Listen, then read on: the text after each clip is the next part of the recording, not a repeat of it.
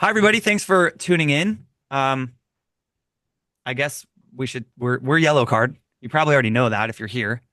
Thank you for listening to Better Days, our new record. That's why we're here today, tonight, whenever you're listening to this, wherever you are in the world. Want to fill you in that I guess we're not really aware if there is like a live chat function in this experience, but if there is, we're not ignoring you. We just recorded this a week ago, so this is we. You're seeing us in the past. You live in the future. Everyone we're talking to right now. We're in the Uh, Matrix. so yes, we're in the Matrix. So I'm gonna kind of just moderate here and ask some um, broad, sweeping, tough-hitting questions about the process of making better days. But we're here. The record's out. Kind of wild to say that out loud after this is the longest writing and recording process in the history of the band. We started the first, you know, um, the origins of this record, I guess, were in April of 2024 in a quick little 2-3 day session um, at Travis's studio. And I think before we start, Ryan, maybe you should tell the story about our good buddy Nick Long, who he is, where he came from. I'll preface it by saying um, I came to you guys early on, when we started thinking about making a record, because at the end of the tour in 2023, I think we were all sort of faced with a question of, well, what do we do now?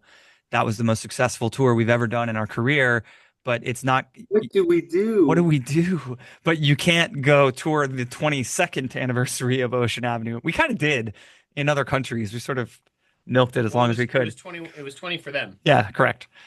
So we the conversation of like we either give each other big hugs and say that's the coolest thing we've ever done. Have See a you guys good later. Yes, have a good life and step back off, or we need to make a record.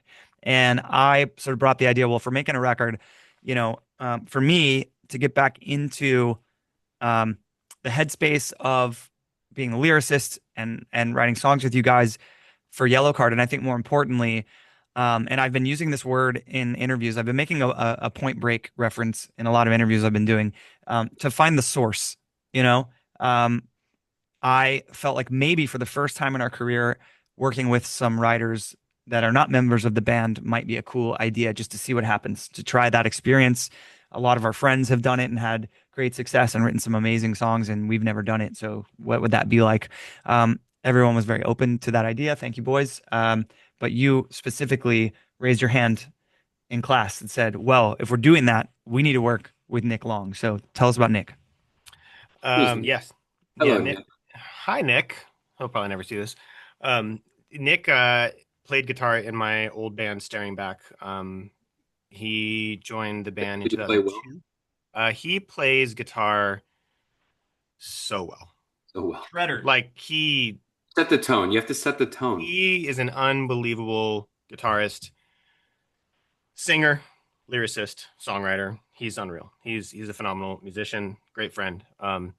Since we played together, over 20 years ago, he has gotten into the songwriting business industry. In the last probably 10, 15 years, really gotten into it. And we've, been keeping in touch, stayed friends. And he's been saying forever, he's like, yo, we should write. We should write together. We should write together. And I was like, yes, absolutely. And it just never happened.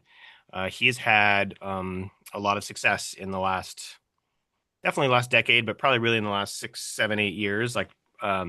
And so as soon as Ryan brought up the idea of working with outside writers, I was like, we need to work with Nick. Like, no matter what, we have to try that because he is very relevant, very current, had a lot of success, and he comes from our scene. He's a band guy like us. Like, I was literally in a band with him. Writing with him would be like writing with somebody who's in your band, as opposed to there's a lot of songwriters in the music industry who you can tell they come in and they're songwriters. It's not the same vibe. So my idea was, let's do that. It's like transactional. It's more transactional, I think, with a lot of people. Yes, and with Nick, he's been a fan of the band forever. Fully knows the catalog, knows what we're going for, knows us as people. Is very, very his finger is on the pulse of what's going on right now. So he to me it was just an automatic no brainer. Well, You can stop talking in a moment, but I one last thing I think to talk about, and I want to hear this story again, um, because we're gonna get into this, and I'll talk about this and our own sort of individual experience working with Travis Barker. But that phone call came from Nick Long. That's where it came from. So tell our friends out there about that call when Nick said, "Hey, dude." Yeah, so we had been texting. We knew we were going to be in LA, and we had talked about the idea of setting up a session, seeing if he wanted to write. And so I was just texting with him, and I was like, "Hey, do you want to come by the Airbnb where we're going to be, and let's see how it goes. Let's write for a day or two." And he hits me back. He's like, "Yeah, for sure, sounds great." And then like the next day or something, he writes me. He's like, "Yo, Travis asked me if he could join in. He said he wants to write with you guys." I was like, Travis? Like It Travis feels so Barker? funny to hear. Like, and he was like, yeah. And the reason why that makes sense is because Nick worked a whole bunch on the recent Blink record and has worked with Travis with MGK a whole bunch. So I was like, okay, what? So I like forwarded that text message to like our group text message, and everybody was like, what? Because obviously, like, growing up as, massive Blink fans, and Travis is who he is, definitely never thought that that was going to be a thing, but apparently it came from him. Like, I guess Nick was talking with Travis and mentioned that he was going to work with us, and Travis was like, "Oh, dude, like, I would love to write with them." And I was like, "Okay, yes." And he said, oh, "Okay, yeah. Also, if, he'll probably want to work at his studio.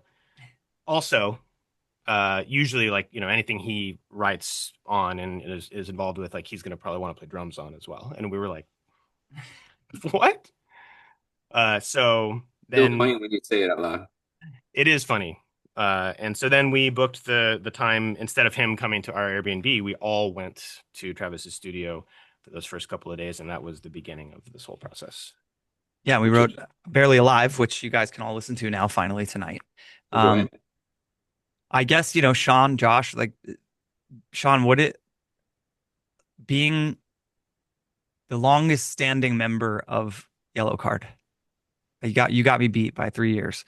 Um, I tell a lot of people right now about kind of the running gag in the band where it doesn't matter what the situation is, whether it's walking into the front door of Travis's studio in Woodland Hills or watching Ryan walk out on stage and shred the intro to the theme from Top Gun in front of 8,000 people or 10,000 people in New Jersey with pyro and confetti exploding everywhere. But we often say to each other, "Remember when we broke up?"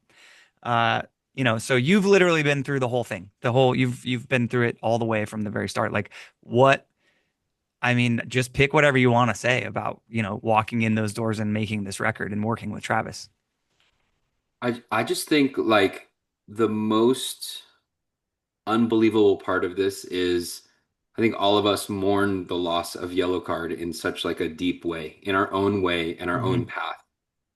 And to be I didn't believe the shock and the return of Yellow Card or the celebration of Ocean Avenue.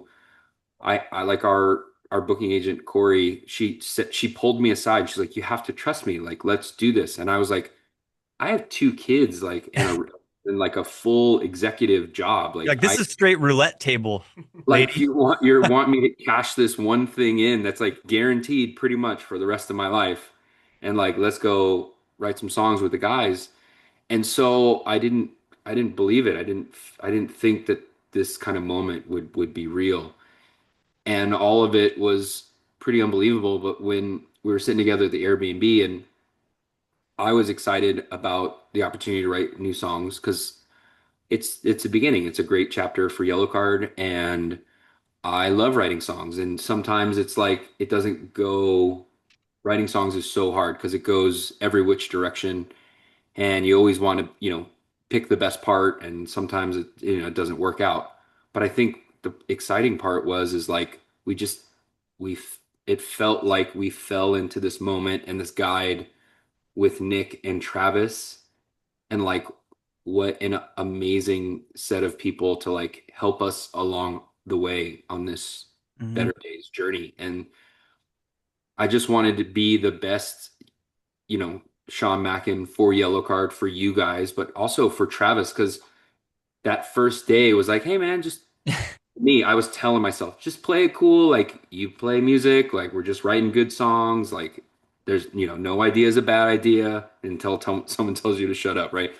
And so it's just like you see Travis playing drums on potentially a Yellow Card song, and like what a mind job that is. Like how amazing is, and how did we get here? All of the speed bumps and the van rides and the airplane, the sleepless nights in the airport. How do we get here? And like that's the best part is like we all wanted to do the best for each other and for Yellow Card, and Travis is that guy, and it just Yeah, was. I don't think it's ever felt this collective before.